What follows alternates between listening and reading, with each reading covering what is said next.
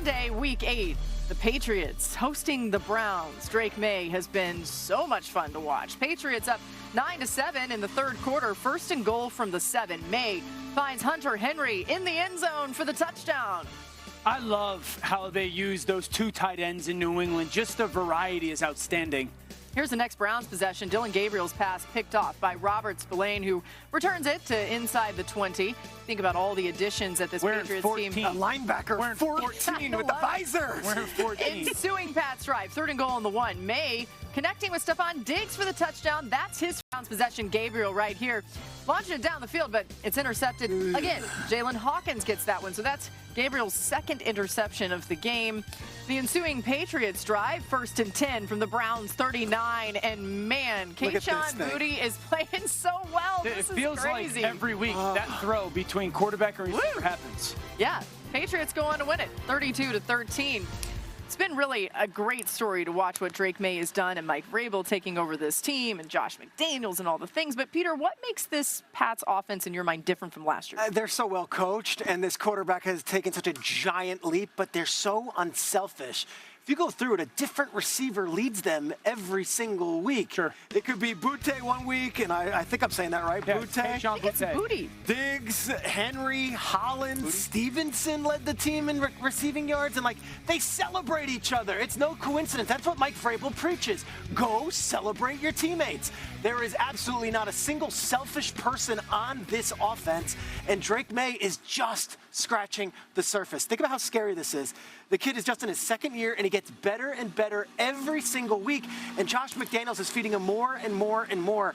I think they're just getting started, which was the scariest part of this Patriots offense. Yeah, I'd say really fast. It is Kayshon Boutte. Is it Boutte? Yes. I say Boutte. I felt like maybe It it was used to have a little Cajun flavor to it, and he has corrected the record to say that it's Boutte. He was unreal at LSU early on in his career, so no surprise. I would say halfway through the season, Drake May should be the league MVP with the way that he's That's playing. your pick. I like this. When it comes to the value of performance, right? The third quarter drive is my favorite drive that they go on out of anybody in the NFL this season because it's this Rolodex of play calls. 21 personnel, play action. This starts the drive. 2 backs, 1 tight end, nothing there. Drake May takes off, okay? Very next play. 21 personnel, we get a little ball fake. Now we're just kicking the ball on a pitch to the perimeter. Pay attention to everything that gets thrown into the defense. Very next play. 22 personnel, 2 backs, 2 tight ends. We go toss, crack to the perimeter. This is all the same drive. Very next play. Let's go with 11 personnel, and this time we're going to kick the ball on that toss that looks like we just did. Now throw it back to the quarterback, double pass, and there's a wide open Matt Collins. So there's 21 personnel, there's 22 personnel, there's 11 personnel. Now we're 11 personnel. We're running speed option with our quarterback. Imagine being the defense and looking at all. How do you defend it? Here it comes jet sweep. We hand it off to Pop Douglas down the red zone. We go get 8. Let's go to the very next play. Here comes jet sweep again. Ball fake, no. Little ball keeper to the perimeter. Walk-in touchdown. There's just so much that this offense presents to you. Kind of like your personnel stuff for sure. But the different personnel formations, the different groupings, the different actions. It's the opposite of predictable. And you just, as a defense, you're sitting there, not only is your quarterback playing elite, there's just no tendency from what you're going to get offensively. May is the first Patriots quarterback with 3 passing touchdowns in a quarter since Tom Brady in 2018. They're going to say Hugh Millen. Okay. All right, let's check in on the Ravens. A good day for them yesterday. They're without Lamar Jackson, of course. He's still dealing with the hamstring injury, but expect to return soon. Tyler Huntley getting the start. Ravens against the Bears. Under 9 to go in the first half. Ravens trail 6-0. Derrick Henry, get him going. Get the big man rumbling in, and that's what he does. The 2-yard touchdown. The Ravens take the 7-6 lead. Early fourth quarter, 16-6. Third and goal from the 2. And DeAndre Swift, he's been so good of late. He runs it in for the touchdown. Bears trailed 16-13. 9 minutes to go. Same score. Bears 2nd and 10 from their own 4. Caleb Williams intercepted by Nate Wiggins. Dan turned away because he didn't want to see it. All right, it's return to the 9. I don't blame you, Dan. That was a poor decision by Caleb, man. That was not good. Timing at the top of the drop. Not a great loss for the Bears here. I already gave it away, but that was nice. Charlie Kohler for the touchdown. Ravens go up 20-15. Stu Putley looked pretty down good yesterday. He operated clean, man. I know. You wonder why they didn't start him earlier. Yes, you Super do. rush before that. All right, there's Henry bouncing it outside, finding the end zone, his second touchdown of the game. The Ravens snap a 4-game losing streak, winning 30-16. And the Ravens defense has 5 or more defensive backs on the field for 97% of their plays in the 2 wins this season. It drops to 81% in their 5 losses.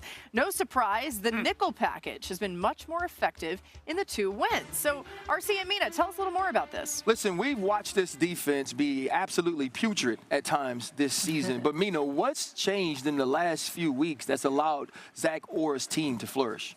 It's been the big nickel in particular, which is 3 safeties on the field, and a lot of it was triggered by the trade for Alohi Gilman. When that happened, we were wondering, like, what's the vision? And I realize now, watching them over the last couple of weeks, this is probably what they envisioned before Ardarius Washington got hurt, and they drafted Malachi Starks, which is Kyle Hamilton affecting the ball closer to the quarterback. Look at these splits before and after the bye. So before the trade, Kyle Hamilton was almost entirely playing free safety for them by necessity.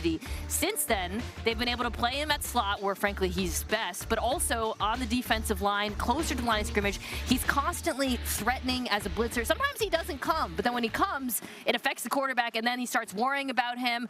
I think this is really meaningful for them going forward. I'm not going to say this defense is what I thought it was going to be necessarily, but as guys have gotten healthy, and as you've seen the sort of trickle-down effects of this trade, I do think that they have addressed things on the back end. I always say we have one brain. I'm just a small part of that brain, but it's one brain. Because what I love is the dime package when they move Marlon Humphrey to the nickel position, and we can see Kyle Hamilton at the dime spot. Here, you're going to see them get a sack on Caleb Williams by Mike Green, but it's going to be a 3-man rush with Trenton Simpson, and he's now spying Caleb Williams if he gets out of the pocket. But it was the look of pressure by 6 men at the line of scrimmage on the pre-snap. Here, you're going to get a strong side blitz by Roquan, and then we're going to get Kyle Hamilton to follow. There's pressure. Marlon Humphrey is locked on with the Dunze. It's a bad throw. Now we get a cross dog in the dime pressure. They're going to pick the picker. Here, Kyle Hamilton hits the guard, and now he gets pressure on Caleb Williams. It's intentional grounding. When Alohi Gilman came over, I know Kyle Hamilton wasn't only happy because he went to Notre Dame.